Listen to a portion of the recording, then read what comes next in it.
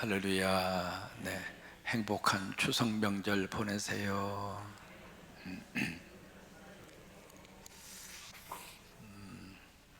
오늘이 무슨 날이죠? 개천절입니다. 그래서 이제 금요일이 개천절해서 색깔이 빨간 날이에요. 그다음에 이제 내일이 토요일이잖아요. 주일부터는 계속 빨간 날입니다. 그래서 정말로 긴 어떤 연휴가 시작이 되는 첫날인데, 여러분 개천절 하면 말 그대로 개 열었다 이 말이죠. 뭘? 천, 하늘이 열린 날이다 그 말이에요. 여러분 이 개천절은 기독교 신앙하고 관계가 있을까요, 없을까요? 기독교 신앙하고는 전혀 관련성이 없습니다. 다만 우리 민족이 최초로 나라를 세우는 것이 고조선이다, 그렇게 역사적으로 우리는 그렇게 배웠습니다. 최초의 민족인 나라인 고조선을 어떻게 이곳에 세웠는가라고 하는 그 속에서 건국에 대한 신화입니다. 신화라고 하는 것은 사실에 입각할까요? 아니면 상상에서 나온 꾸며낸 이야기일까요? 사실이 아닙니다. 상상에서 나온 꾸며낸 이야기라 이 말이에요. 그래서 신화라고 그래요. 신화. 이제 그 바탕하에서 오늘 이 개천절이라고 하는 날이 국가적으로 기념일로, 그래서 우리가 공휴일로 그렇게 지키면서 오늘을 보냅니다. 우리가 여기서 기독교인으로서 오늘 같은 그 공휴일을, 국가 기념일을 어떻게 받아들이고 어떻게 해석해야 할 것인가, 한 번 정도는 우리가 물어야 되거든요. 이 개천절에 관계 있는 것이 바로 단군 신화잖아요. 단군 신화 기억하시잖아요. 하늘에 있는 환웅이라고 하는 존재가 땅에 내려와서 백두산 그쪽 근처에서 쭉 그렇게 다스리고 있었는데, 거기에 이제 곰하고 또 하나 기억하세요? 호랑이가 찾아오잖아요. 찾아와서 자기를 사람을 좀 만들어 달라고. 참 한국 사람들 머리 좋아요. 어떻게 곰하고 호랑이를 사람 만들 생각을 했느냐고요. 그러니까 이 환웅이가, 야 사람이 되고 싶니? 예, 되고 싶어요. 그러면 둘 다 둥굴 속으로 들어가서 쑥하고 그 다음에 뭐예요? 마늘. 우리가 마늘을 그렇게 좋아합니다. 여러분 마늘은 이미 성서시대에도 나오는 음식이에요. 그래서 여러분 마늘을 적당하게 잘 잡수시면 여러 가지 몸으로도 건강으로도 참 좋아요. 이 쑥하고 마늘을 딱 주면서 며칠 동안, 그런 건 잊어버려도 괜찮아요. 100일 동안 동굴 속에 들어가서 햇볕을 보지 말고 이것을 먹고 견디면 사람이 될 것이다. 그래서 이제 곰하고 호랑이가 동굴 속으로 들어간 거예요. 곰하고 호랑이가 같이 있으면 사이좋게 지낼까요? 싸울까요? 우리는요, 동물이 어떤 동물이든지 상관없어 잘 지낼 것이다 그렇게 생각하고 둘이 동굴 속에 들어가서 100일 동안 햇볕을 보지 않고 그것만 먹으면서 견뎌야 되는데, 그 중에 곰이 견디고 이겨내서 사람이 돼요. 곰이. 그래서 이제 그 곰이 사람이 됐는데 여자가 됩니다. 그래서 그 여자 이름이 웅녀예요. 그래서 여자가 된 이 웅녀하고 환웅하고 결혼을 합니다. 그렇게 해서 태어난 아들이 단군이라고 하는 거예요. 너무 진지하게 듣지 마세요. 너무 심각하게 생각하지 마시고, 신화니까. 그래서 이제 환웅하고 웅녀하고 결혼을 해서 아들을 낳았다. 근데 그 아들 이름이 단군이라고 하는 거예요. 그래서 그 단군이 기원전 2333년에 여기 조선 반도에 고조선이라고 하는 나라를 건국했다고 하는 거예요. 그래서 이제 거기에 근거를 두는 사람들은 단기를 씁니다. 단군이 시작한 것을 기점으로 해서 우리나라의 역사를, 서기력이 아니라, 서기력은 예수님의 탄생을 기점으로 해서 금년이 2025년이잖아요. 근데 그 사람들은 단기를 쓰는 거예요. 그쪽을 이렇게 바라보는 사람들은. 그래서 금년이 단기 4358년이에요. 여기서 나온 것이 한국의 역사를 5,000년 역사라고 그런 거예요. 그러니까 5,000년 역사라고 하는 것은 그 근거가 바로 여기에 단군 신화 기원전 2333년 그걸 기점으로 해서 우리 한국의 역사가 5,000년이 됐다. 그렇게 우리들이 배우고 그렇게 우리들이 기억하고 있는 거예요. 그러면 한국의 역사가 짧아요, 길어요? 길어요. 그러니까 우리가 이 개천절 같은 들 이렇게 보면서 이게 창조 신앙에서 보면 이 단군 신화가 허구잖아요. 우리는 단군 신화를 근거로 해서 이 나라의 역사를 바라보지 않습니다. 창조 신앙입니다. 우리나라를 누가 시작해 주셨는가? 아니, 곰하고 환웅하고 결혼을 해서 단군이 나와서 우리가 다 그런 곰 자식이요? 아니잖아요. 우리는 하나님의 자녀잖아요. 그러니까 그것은 신화일 뿐이고 우리는 곰의 자식이 될 수도 없고, 그래서 우리가 미련한 사람을 이 무슨 탱이, 우리가 다 곰탱이냐고, 그건 아니거든요. 그러니까 창조신앙의 관점에서 보면 이 신화는 그런 하나의 역사의 어떤 그 허구 속에서 지어낸 이야기다라고 하는 것을 기억을 하시면 되고, 오늘 개천절에 하늘의 문을 여시는 분도 하나님이시고 이 나라를 세워주신 분도 하나님이시고, 그러니까 특별한 목적이 있어서 하나님이 우리나라 세워주셔서, 그래서 애국가에도 하나님이 보호하사 그 단어를 쓰게 하셨고, 또 하나 지금 이제 역사적으로 우리나라를 하나님의 거룩한 선교의 나라로 지금까지 쓰셨고 지금도 쓰고 있고 앞으로도 하나님이 쓰실 줄로 믿어요. 한국교회의 특징이 있습니다. 개척교회를 시작하면서도 선교부터 해요. 아직 교회가 자립하지 않았고 아직 교회가 꾸려가기도 너무 힘든데 개척 예배 드리면서 조금 헌금 선교비로 하나님 앞에 바치는 교회가 한국교회입니다. 이것은 하나님께서 우리 민족에 주신 너무 귀한 선교의 DNA입니다. 그래서 우리가 복받는 거예요. 하나님이 기뻐하는 일을 하면 하나님이 우리에게 축복하세요. 하나님이 좋아하는 일을 하면 하나님이 마음껏 우리를 복을 내려 주세요. 추석에 자녀들이 여러분 앞에 와서 부모님을 기쁘게 하면 주머니가 열려요, 닫혀요? 열려요. 똑같은 원리입니다. 그래서 우리나라를 세우신 분은 뭐 환웅도 아니고 단군도 아니고 거기 곰탱이가 여탱이가 돼가지고 결혼을 해서 난 사람이 세운 그런 나라가 아니라 하나님이 우리나라를 세우셨다고 하는 거, 개천절에 그걸 한번 기억을 했으면 좋겠고, 두 번째는 이 민족의 이념과 사상입니다. 처음에 이 고조선이 시작을 하면서 내걸었던 사상이 있습니다. 그 사상이 홍자로 시작하는 네 글자입니다. 홍익인간입니다. 여러분, 이것은 참 우리 민족 사상의 아주 중요한 개념이에요. 홍익사상이라고 하는 것은 널리 사람을 유익하게 한다, 그 말이에요. 그러니까 나만 잘 먹고 사는 나라, 그게 아니다. 나도 너도 다 같이 잘 먹고 잘 살자. 그래서 우리나라만 잘 먹고 잘 사는 것이 아니라 내 이웃과 더불어서 그러고, 그리고 모든 민족과의 관계 속에서 우리 한민족은 서로가 서로를 유익하게 하자. 그래서 우리가 5,000년의 역사 쭉 말합니다마는 지금까지 역사 속에서 한 번도 남의 나라를 침범하지 않는 나라가 한국입니다. 일본은요, 힘이 조금 생기면 바다 건너와가지고 그냥 괴롭히기도 하고 뺏어가기도 하고, 그래서 떼놈이고 외놈이잖아요. 중국은 중국대로 힘이 팽창을 하면 밑으로 자꾸 기어 내려와. 거기에 그냥 자빠져 있지. 그래서 우리 한국에 너무너무 엄청난 아픔과 고통을 준 곳이 중국 쪽이에요. 그래서 중국이나 일본이나 사실은 우리가 민족적인 감정으로 보면 아이고 가서 저 패주고 싶을 정도로.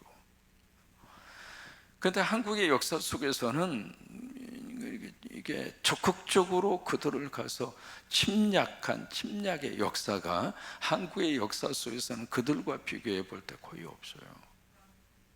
그래서 대한민국 사람이 선교사님들이 어느 나라를 가든지 환영받아요. 왜냐하면 감정이 대립된 민족이 없어요.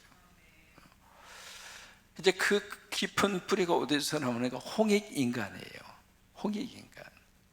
여러분, 근데 이 홍익인간을 우리가 성서적으로 해석을 하면 이게 바로 살림입니다. 내가 예수 먹어서 내가 살아나고, 내가 예수 먹어 살아난 나 때문에 내가 누군가를 살려주고, 이게 바로 예수의 살림꾼 사상이거든요. 그러니까 이 홍익인간은 성서적으로 쭉 들어가서 보면은 살림 사상이라고요. 우리 성광교회가 이 살림의 꽃을 피우자. 여러분들 얼굴에 다 지금 살림의 꽃이 피었어. 아멘. 계속해서 이 교회가 그 꽃을 활짝 피워가서 앞으로도 우리 교회 주일학교 학생들, 우리 귀한 자녀들이 멋진 살림꾼으로 이번에도 29명 하나님이 복 주시기를 바라고, 여러분 이번에 추석에 만나는 귀한 자녀들, 손주들 모두가 축복하셔서 싫은 소리는 절대 하지 마세요. 싫은 소리는 묻어놔. 싫은 소리는 교회 와서 하나님 앞에 해요. 이번에 추석에는 그저 기분 좋은 말, 기분 좋은 말이 무슨 말이에요? 4마디 매일 외치는 말이 있잖아요. 잊어버리면 안 돼요. 감사해요, 고마워요, 사랑해요, 나 너 때문에 행복해. 이 말만 하세요. 아셨죠? 잊어버리지 말고 핸드폰에다가 거기다 적어놔. 추석에 목사님이 이 말만 하라고 했다. 하고 싶은 말 얼마나 많겠어요.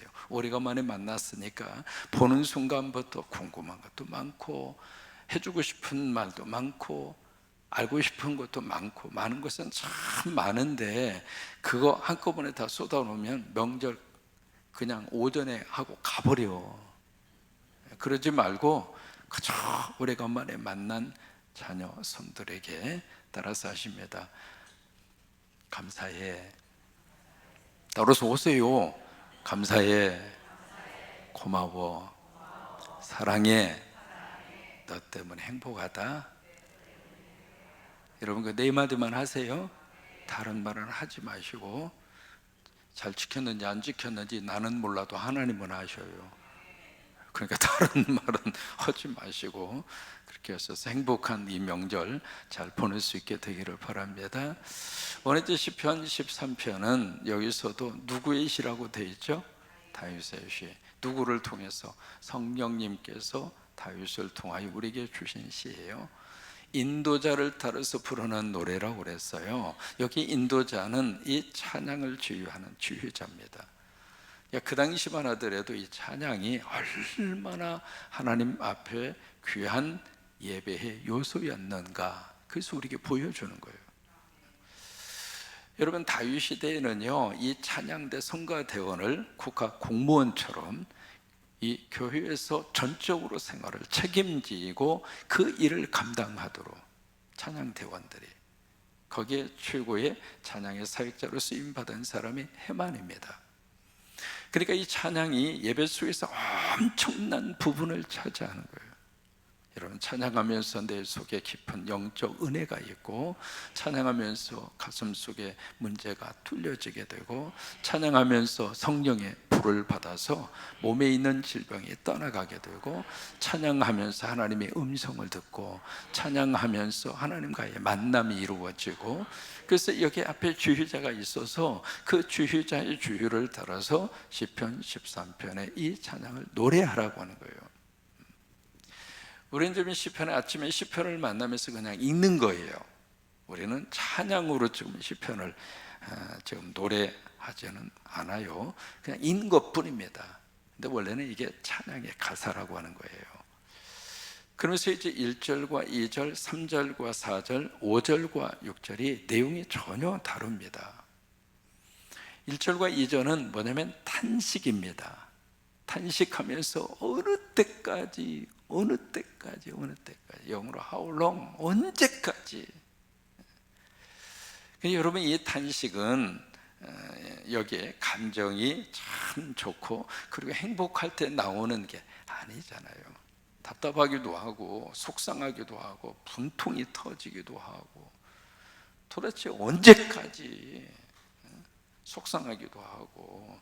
그래서 이제 터져 나오는 게 탄식이잖아요. 그러니까 1절과 2절에 어느 때까지니까라고 하는 단어를 4번이나 반복해서 외치고 있습니다. 어느 때까지. 근데 시편 13편만 이게 나오는 것이 아니라 다니엘도 이런 탄식을 해요. 어느 때까지. 예레미야도 이런 탄식을 해요. 또 하나 하바국도 이런 탄식을 해요. 하바국 1장 2절을 보시면은 하나님 언제까지 기도 응답 안 하실 겁니까? 내가 이렇게 부르짖어도 하나님 왜 어느 때까지 응답하지 않으시겠습니까? 기도하다가 보면 그런 생각 들잖아요.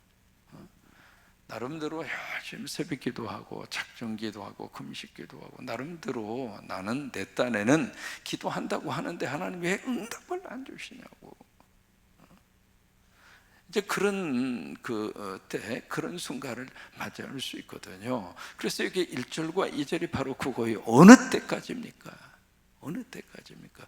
여러분 왜 그런 탄식과 절규가 나올까요? 내 나름대로 정해놓은 시간이 있거든요. 내 나름대로 생각하는 기도에 대한 응답의 방향이 있거든요. 근데 정해놓은 시간이 됐는데도 아무 일이 안 일어나고 내가 생각하는 응답의 결과에 어떤 모습이 있는데 그 응답도 나에게 안 일어나는 것 같고, 그러니까 탄식이 나오는 거예요. 그래서 여기 1절과 2절 어느 때까지 하나님 내가 기도하는데 하나님 언제까지 응답하지 않으시겠습니까? 하나님 나 잊어버렸어? 왜 하나님이 얼굴을 나한테 숨기냐고. 여러분 보세요. 하나님이 얼굴을 숨겼습니까? 근데 지금 다윗의 입장으로서는 하나님이 얼굴을 감춰버린 것처럼 그런 생각이 들고 그런 절박함이 다윗에게 있었던 거예요. 하나님 언제까지 적들이 나를 쳐서 이겼다고 내 활개를 치고 득세하면서 살도록 어느 때까지 그렇게 하실 겁니까? 이게 탄식이에요. 근데 그 1절과 2절에서 그렇게 탄식을 하던 이 사람이 3절과 4절로 가서 보시면 기도로 바꿉니다. 여러분 이게 믿음의 사람이 가지고 있는 영적 어떤 그 삶에 대한 문제 해결 방식이에요. 탄식이 탄식으로 끝나면 상처밖에 안 남습니다. 여러분 그렇잖아요. 자기가 자기의 가슴을 팍 쥐어뜯으면서 하나님 어떻게 이런 인간 만나가지고 내가 이렇게 생고생을 하고 말이야. 결혼해 보니까 어이구 징그러 죽겠어. 그냥 밥을 먹는 꼬라지도 보기 싫어서 밥상을 엎어버리고 싶고 그냥 그런 생각이 굴뚝굴뚝 날 정도로 이 인간이 이럴 줄 알았으면 내가 시집 안 가는 건데 말이야. 내가 눈이 삐었지. 그래서 막 탄식하고 절규할 때가 있거든요. 근데 그런 절규를 하다가 그 탄식과 절규를 기도 제목으로 바꾸는 거예요. 여러분 이게 믿음의 사람의 삶에 대한 태도예요. 빌립보서 4장 6절 말씀에 아무것도 염려하지 말고 오직 모든 일을 기도와 간구로 너희 하나님 아버지께 하래라. 그러면 모든 지각에 뛰어난 하나님의 평강이 그리스도 예수 안에서 너희의 마음과 생각을 지켜줄 것이다. 거기에 아무것도라고 하는 단어와 모든 것이라고 하는 단어, 단식조차도 기도로 바꿀 수 있는 믿음, 그게 우리에게 꼭 필요합니다. 탄식함으로 속상하고 탄식함으로 막 이렇게 가슴 속에 뭐 이렇게 품고 있으면은요, 그게 나중에 질병이 돼서 그게 한이 되는 거예요. 여러분 한이라고 하는 이 질병은 한국 사람들에게만 있는 고유의 질병이 돼버렸습니다. 이것은 치유가 안 돼요. 치유가 밥을 먹어도 소화가 안 되고, 그리고 잠을 제대로 못 자고 뭔가 이렇게 큰 엄청난 돌멩이에 눌린 것처럼 평생을 그렇게 살아야 하니 얼굴을 한번 펴지도 못하고 웃지도 못하고 그런다 이 말이에요. 그러니까 탄식을 기도 제목으로 바꿀 수 있는 사람이 믿음의 사람이에요. 그래서 3절과 4절이 바로 기도예요. 기도하는데 어떻게 지금 기도하는가? 3절에 보시면은 하나님 나 생각해 주세요. 이게 첫 번째 기도 제목입니다. 생각해 주세요. 이 말을 영어 성경은 참 재밌게 번역했습니다. 하나님 날 좀 봐주세요. 생각이라고 하는 단어 속에 주목하다라고 하는 뜻이 있거든요. 하나님 나 주목해 주세요. 하나님 나 좀 봐주세요. 아멘. 그러니까 마치 날 보러 와요, 날 보러 와요, 그런 것처럼 하나님 날 좀 봐줘요. 오늘 새벽에도 나왔잖아요. 오늘 새벽에도 우리 3개국 5지역 식구 13명이나 나왔잖아요. 어떻게 하느냐고요? 다 헤아려 봤어요. 하나님으로 내가 기도하잖아요. 하나님 날 보세요. 날 보세요. 오늘 하울이가 안 보이네. 하나님 날 봐주세요. 하나님 날 봐주세요. 이게 기도라 이 말이에요. 기도라고요. 왜냐하면 하나님이 한번 주목하시고 하나님이 한번 봐주시면 해결이 될 거니까. 여러분의 인생 속에 하나님이 봐주시면, 하나님이 주목하시면 역사가 나타나거든요. 그러니까 하나님 좀 나 봐주세요. 그리고 두 번째, 하나님 응답해 주세요. 응답해 주세요. 그러니까 우리가 기도하는 가장 중요한 이유는 기도 때문에 기도하는 게 아니거든요. 그 기도가 응답된다고 믿으니까 기도하는 거지. 그러니까 하나님 나 봐주세요. 그리고 빨리 응답해 주세요. 이게 이제 기도로 이렇게 바꾸어지는 거예요. 그러면서 3절에 그렇게 기도합니다. 나의 눈을 밝혀 주옵소서. 여기 눈이라고 하는 것은 구약 성경에서의 눈은 건강을 말합니다. 하나님 나 건강 상실하지 아니하도록 하나님 건강을 지켜주세요. 세월이 흐르면서 마지막까지 남는 기도 제목은 물질이 아닙니다. 건강입니다. 건강을 잃으면 아무 의미가 없어요. 건강 잃으면 있던 물질 그동안에 안 쓰고 안 먹고 고장 모았던 돈 병원에 다 갖다 바치고, 바친다는 표현이 그렇습니다만은 여러분 그렇잖아요. 병원에 갖다 주는 돈은 또 아깝지도 않은가 봐. 여러분 얼마나 아까워. 그 돈 여러분이 써야지. 뭐하러 병원에 갖다가 바치고 그래요. 그러니까 그냥 좀 건강할 때 건강을 위해서 그 돈 쓰라고요. 별로 아멘도 아니요. 열심히 쓰셔서 병원에 갖다 바칠 돈을 여러분이 써. 그래서 맛있는 것도 막 사 먹고, 고기 먹고 싶으면 일품만으로 가서 고기 먹고, 그래서 열심히 잡수고 싶은 건 잡수시고 자신을 위해서, 건강을 위해서 투자하고, 그래서 그 돈 병원에 갖다 줄 돈을 내가 써서 내가 나의 건강을 잘 지켜가도록, 여러분 이게 기회입니다. 이게 현명한 사람의 삶의 방법이에요. 그냥 안 먹는다고 안 쓴다고 돈 모아진 것이 내 돈이 아니라니까. 그 돈을 헐어서 내가 써서 오늘 하루 그리고 앞으로 하나님이 나를 부르실 때까지 건강하게 살다가, 그리고 다 쓰고 은행에 딱 제로 만들어 놓고 하나님 앞에 쏙 올라가는 거. 재산 많이 남겨놓으면 나머지 자녀들이 쌈박질 할 수 있어. 그러니까 우리가 떠난 다음에 싸울 근거를 마련할 필요는 없잖아요. 그죠? 내 자식들이 내가 떠난 다음에 막 싸우게 만드는 싸움거리를 만들고 가면 안 좋잖아요. 싸우지 않고 화목하게 지낼 수 있도록, 왜? 아무것도 없으면 안 싸워. 싸울 일이 없어. 그러니까 남기지 말으라고. 노트에 써놓으세요. 이게 나의 눈을 밝히소서, 이 말은 하나님 내 건강 지켜주세요. 내 건강 지켜주세요. 그렇지 아니하면 내가 사망의 잠을 잘까 두렵습니다. 여기 사망의 잠이라고 하는 것은 육신의 죽음을 말하는 것이 아니라 영적 죽음이에요. 그러니까 하나님과의 관계 단절, 하나님과 불통할까 봐 내가 두렵습니다. 이게 이제 기도 제목이에요. 그렇게 4절까지 기도를 해요. 기도하다가 5절과 6절에 가면 찬양으로 바꾸어집니다.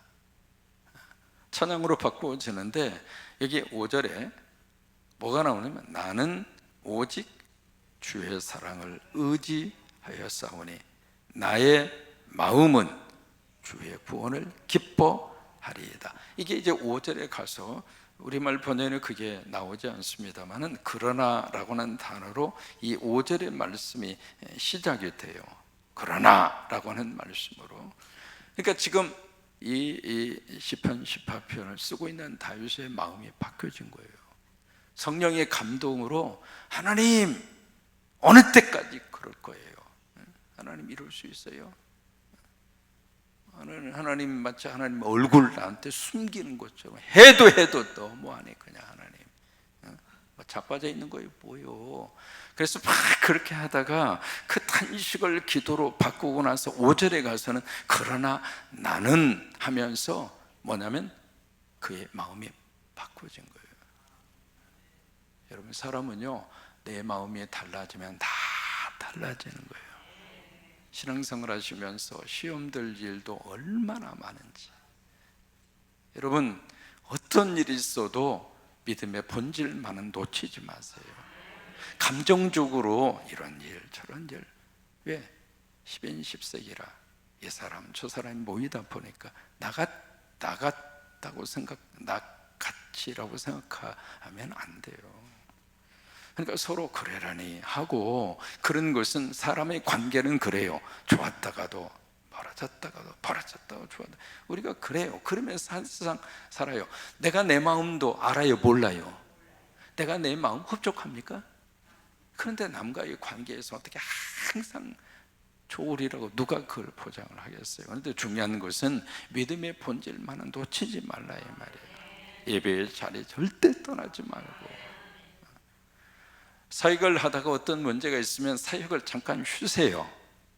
억지로 그 사역하면서 거기서 막 속상하고 저희 그렇게 하지 마요. 내가 그 사역 안 하면 누군가를 통해서 그 사역을 하나님이 하게 하세요. 그러니까 사역의 현장에서 어떤 그런 문제가 생기고 막 갈등이 일어나고 그러면 살짝 나와서 예배의 자리를 집중하고, 하나님이 예배에 더 집중하게 하는구나 해서 예배의 자리를 지켜가고. 그러니까 다윗이 그 탄식의 그 상황 속에서 탄식할 수밖에 없는 자기의 감정과 그거에 주목하고 집중하고 거기에 그냥 눌러 앉아 있는 것이 아니라 이제 찬양으로 바뀌는 거예요. 그러나 나는 하면서 5절에 찬양이 울려 퍼집니다. 여호와 오직 주의 사랑을 의지하여 싸우니 나의 마음은 주의 구원을 기뻐하리이다. 6절에 내가 여호와를 찬송하리니, 찬양하겠다 이 말이에요. 그래서 그 인은이라고 하는 것은 왜냐하면 주께서 내게 은덕을 베푸심이로다. 은덕이라고 하는 것을 옛날 번역은 후대라고 하는 말로 번역을 했습니다. 주께서 내게 후대하심이로다. 은덕을 주심이로다. 이 후대와 은덕이라고 하는 것은 보상을 말합니다. 하나님이 나에게 보상해 주셨기 때문이다.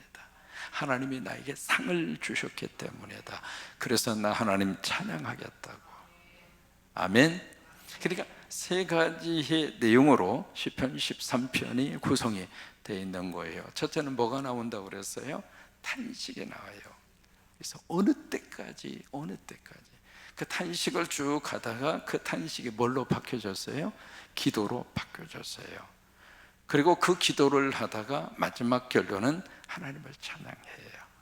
하나님 찬양. 왜? 하나님께서 내 기도를 들으셔서 하나님이 그 기도에 분명히 응답하실 것은 나는 믿고, 또 하나 하나님이 나에게 은덕을 주시고 후대하시고 나에게 보상해 주실 것이 때문에 나는 하나님을 찬양한다고 하는 거예요. 다윗이 다윗될 수 있었던 이유는 그 속에 아픔과 눈물과 고난이 있었기 때문이에요. 우리가 잊어버리면 안 됩니다. 어느 날 갑자기 사람이 사람 되는 거 아닙니다. 그러니까 여러 가지 많은 아픔과 눈물과 고통을 통해서 사람은 인격이 자라가게 되고, 그리고 성숙하게 되고 성장하게 되고. 그래서 아이들도 이렇게 딱 태어나면 그때부터 아무 질병 없이 아무런 문제 없이 애들이 크는 게 아니잖아요. 오죽하면 아이들이 막 아프고 그냥 병들고 아리를 하면, 오죽하면 그런 말을 하겠어요. 아리를 하면 뭐 한다고요? 이쁜 짓 한다고요. 왜 그런 말을 한 줄 알아요? 그렇게라도 긍정적으로 해석하고 싶은 거예요. 다윗이 될 수 있었던 가장 중요한 이유는 아무 일이 없이 승승장구하고, 그리고 하나님이 엄청난 복을 그에게 쏟아 부어 주어서 다윗이 된 것이 아니라, 그 속에 눈물도 많았고 고통도 많았고 탄식도 많았고 아픔도 많았다 이 말이에요. 그 과정을 통해서 다윗이 된 거예요. 어느 가정에 아내가 갑자기 중병에 걸렸습니다. 집안에 한 사람이라도 중병이 걸리면 온 식구들이 긴장합니다. 정상적 생활을 못합니다. 아내가 갑자기 이렇게 누웠습니다. 그러니 남편은 남편대로, 자녀들은 자녀들대로. 그런데 이 엄마가 이렇게 아프니까요, 남편도 자녀도 막 긴장하고 사는 거예요. 행여라도 무슨 일이 있을까 봐서. 여러분, 그렇게 살면 곁길로 갈까요? 아내가 그렇게 누워있는데 남편이 딴짓을 한다? 그건 인간도 아니지. 쥐어 뜯어버려야지. 그러니까 남편은 남편대로 아내 간호하느라고, 또 자녀들은 자녀들대로 엄마가 잘못될까 봐. 그래서 엄마가 병으로 그렇게 있는 동안에 남편과 자식들이 그냥 모여서 가정 예배 드리고 기도하고. 그러니까 한쪽은 아파하는데 그 아픔 때문에 또 다른 쪽이 자라더라 이 말이에요. 결국 그 엄마와 아내의 아픔과 고통 때문에 가정이 어려움은 있었지만, 오히려 그 어려움 때문에 자녀들이 더 공부 열심히 하고 엄마를 위해서 더 성실하게, 그래서 그 자녀들이 더 잘 되고, 남편은 남편대로 가정이 하나가 되도록 그 일에 큰 역할을 감당하고. 그러면 그 가정의 그 아픔이, 어려움은 줬지만 그 어려움 때문에 그 가정이 더 하나님의 복을 받더라 이 말이에요. 여러분, 그게 아픔과 고난, 탄식에 대한 우리들의 자세입니다. 여러분, 이 추석에 다시 한번 말씀드립니다. 다른 말 하지 마시고 교회에서 나누어 드린 그 추석 예배지 있잖아요. 그 가지고 와서 그냥 읽어. 가족 숫자만큼 가져가. 이거 뭐하면 하나 가지고 가서, 지금은 얼마나 좋아요. 카톡으로 찍어가지고 다 카톡으로 이렇게 줘서 카톡 다 열으라고. 카톡 열어놓고 가족 숫자만큼 그렇게 해서 쭉 같이 읽어요. 그러면 아무리 길어도 10분 내로 끝나요. 5천만 명절이 모였는데 가족 예배 드리자 하면서 2시간 하면 뭐가 돼? 좀 지혜롭게 하세요. 5천 원 만에 가정 예배 드린다고 하면서 기도를 30분을 하는 거예요. 밥을 차려놓고. 그렇게 하지 마. 학을 띄어. 내 다시는 오나 봐라. 내가 다시는 내가 가정 예배 드리나 봐라. 왜 그렇게 하냐고요. 부작용을 낳게 하는. 그렇게 하지 마시고 뭐든지 간단하게 지혜롭게 그렇게 해서, 가정 예배는 이렇게도 드리는구나. 그렇구나. 그러면서 여러분 아시겠죠? 교회에서 논아 준 거 가지고 그렇게 하셔서 간단하게 묘소에 가서도 뭐 길게 한 띠약볕에 묘소에 다 세워놓고 기도하면서 그냥 20분 기도하면 뜨거워가지고 막 속에서 막 열불 나잖아요. 그러지 마시고, 혼자 기도는 오래 하지만 여러 가지 함께 대표 기도는 짧게 하는 거예요. 어떤 사람은 거꾸로 해. 개인 기도 하라고 그러면 1초도 안 해. 근데 대표 기도 시키면 10분 하려고 그래. 거꾸로 하지 마. 아셨죠? 그래서 이번 추석에 모처럼 모인 곳에 행복한 추석 잘 지내시길 바라고, 고향을 방문한 분들하고 내일 모레 주일날은 성광교회 와서 예배 드리세요. 우리 교회는 명절이 되면 거의 그 인원수가 와서 예배를 드리는데, 가시는 분도 많아요. 좀 해외로 가신 분도 많고 그러는데, 다 고향을 방문하셔가지고 꼭 성광교회에서 예배하는 분들이 그렇게 많아요. 그러니까 참 감사하죠. 그래서 오늘 내일 모레 명절에는 온 가족이 여기 와서 아빠 엄마가 예배하는 곳이다, 아빠 엄마가 섬기는 교회다 해서 자녀들과 다 같이 오셔서, 그래서 내일 모레 예배는 딱 1시간밖에 안 드릴 거예요. 난 길게 안 해요. 그래서 예배하고 또 행복하게 추석을 보내고 그러시기를 바랍니다.